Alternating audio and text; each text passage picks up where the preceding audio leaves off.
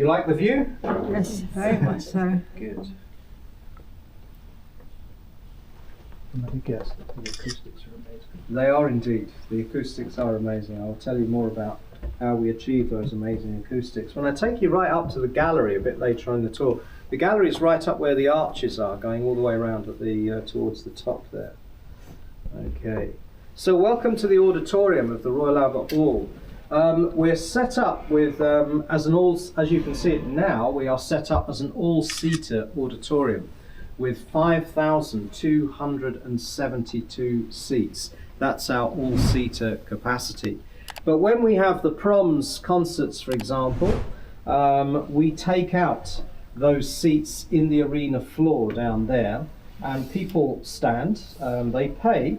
Now the proms were set up by Henry Wood, a very famous conductor, in 1895, and he had this sort of crazy idea that classical music should be available to everybody, whether you were rich or poor. So you could pick up a ticket for the Proms Festival in the 1890s for just £1 or 5 pence in today's money. Now for this year's Proms, we weren't selling tickets on the day of the evening concerts for £1, but we were selling them for £8.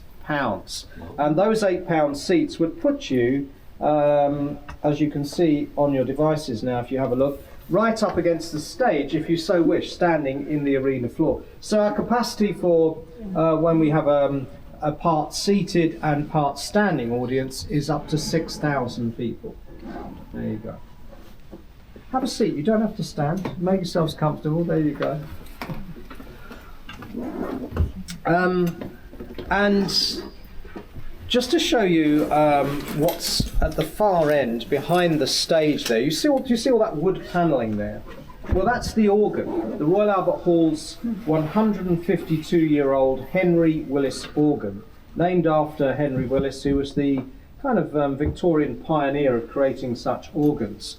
Now the organ, I'm going to run a very short little film on your devices which shows you the inside of the organ. The organ room where the organist sits is right in the middle of that wood panelling. The organist sits at 4 keyboards playing foot pedals and adjusting the stops, the vertical columns of valves either side of the keyboards to open and close them so the volume of the organ changes.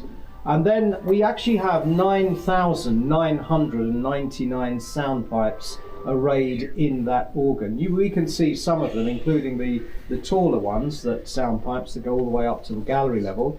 But most of those sound pipes are in the 3 arches that you see.